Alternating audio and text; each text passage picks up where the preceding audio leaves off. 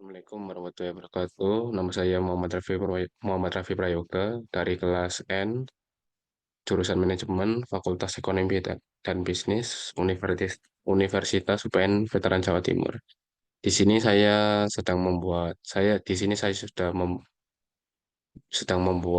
penelitian yang berjudul analisis hubungan antara jumlah UKT yang diterima di UPN Veteran Jawa Timur dengan golongan tingkat ekonomi dari orang tua mahasiswa yang menerima jumlah UKT tersebut.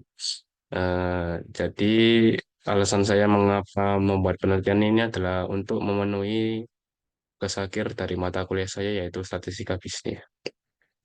Jadi untuk analisis penelitian yang saya buat ini saya memilih analisis regresi sederhana karena saya ingin mengetahui apakah hubungan antara kedua variabel ini memiliki hubungan yang kuat atau lemah.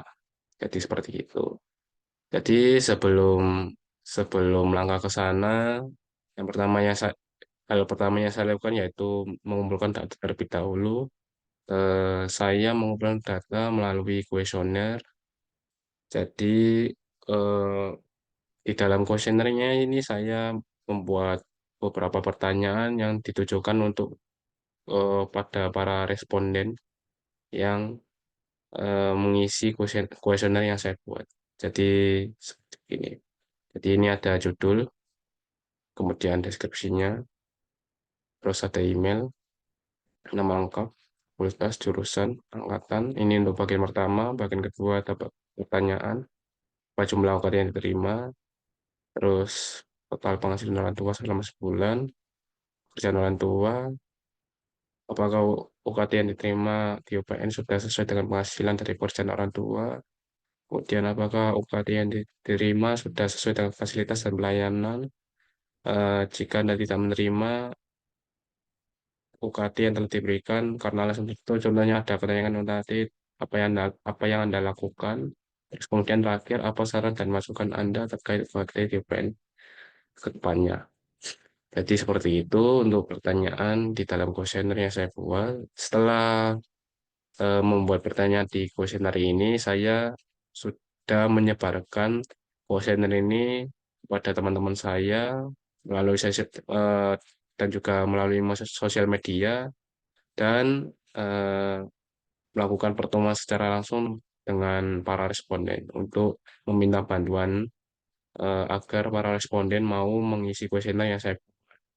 Jadi hasil kuesioner, eh, jadi saya mendapatkan beberapa jawaban dari para responden terkait kuesioner yang saya buat ini. Totalnya itu ada 55, tetapi eh, dari para dosen itu menyuruhkan eh, memberi ya menyuruh agar data yang diambil itu hanya 30 saja. Jadi saya hanya mengambil 30 data saja.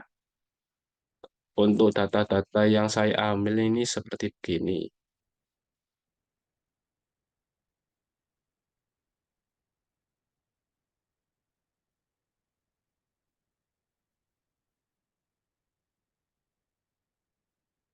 Jadi,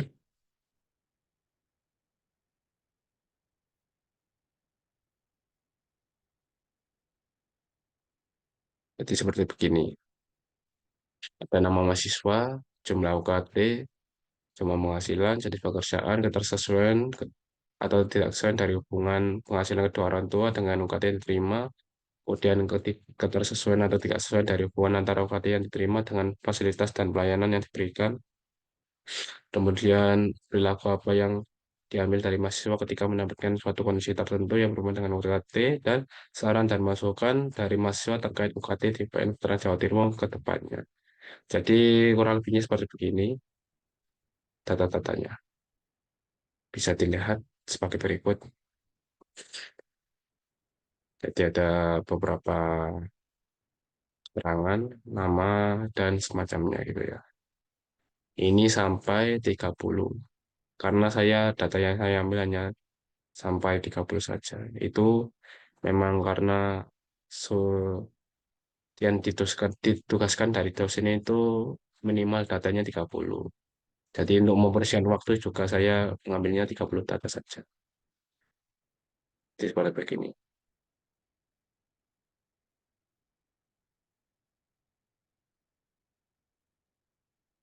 Nah, terus kemudian setelah data 30 data mentah tadi, saya olah datanya karena saya hanya mengambil data jumlah UKT yang diterima oleh masing-masing mahasiswa dan jumlah penghasilan dari kedua orang tua masing-masing mahasiswa selama sebulan. Yang kemudian saya bagikan menjadi berbagai golongan tingkat ekonomi dari orang tua mahasiswa tersebut. Karena dari awal saya bertujuan untuk mencari hubungan antar kedua variabel itu saja. Apakah hubungan tersebut itu memiliki hubungan yang kuat atau tidak.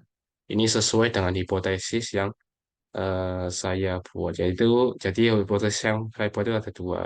Hipotesis yang pertama itu eh, hubungan antar kedua variabel tersebut itu memiliki hubungan yang kuat, sedangkan yang kedua itu memiliki sebaliknya memiliki hubungan yang lemah. Jadi seperti itu. Jadi untuk hasil pengolahan datanya seperti begini, ada jumlah UKT, terus kemudian golongan bisa dilihat seperti inilah 5.500.000 termasuk golongan tingkat ekonomi yang menerima itu golongan 4, 6 juta golongan 5 dan sebagainya. Dengan keterangan penghasilan nol kurang lebih sama dengan 1 juta itu adalah golongan satu, penghasilan lebih dari 1 juta sampai kurang lebih sama dengan 2 juta itu golongan dua, penghasilan lebih dari 2 juta kurang lebih sama dengan 4 juta golongan tiga, penghasilan lebih dari 4 juta sama dengan kurang lebih sama dengan 6 juta itu golongan empat, penghasilan lebih dari 6 juta kurang lebih sama dengan 8 juta itu adalah golongan lima, penghasilan lebih dari 8 juta itu adalah golongan enam. Kemudian setelah data pengolahan data tadi saya masukkan ke dalam kalkulator regresi sederhana. Jadi seperti begini.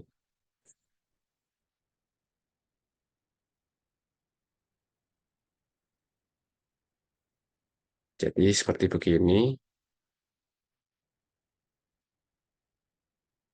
Nah, jadi seperti begini. Jadi yang X ini adalah jumlah UKT yang diterima, kemudian yang Y-nya ini adalah golongan tingkat ekonominya. Terus angka-angka yang ini yang di dalam X ini 5,5 ini dalam bentuk jutaan rupiah. Jadi 5,5 ini yang sebenarnya itu aslinya 5.500.000.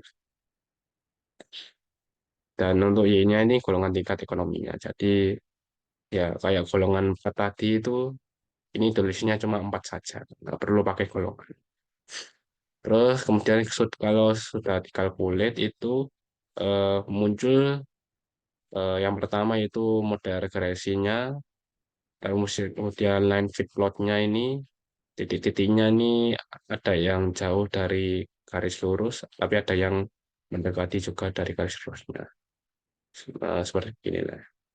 Kemudian prediksi intervalnya, residualnya ini acak, ya, acak nggak bentuk pola.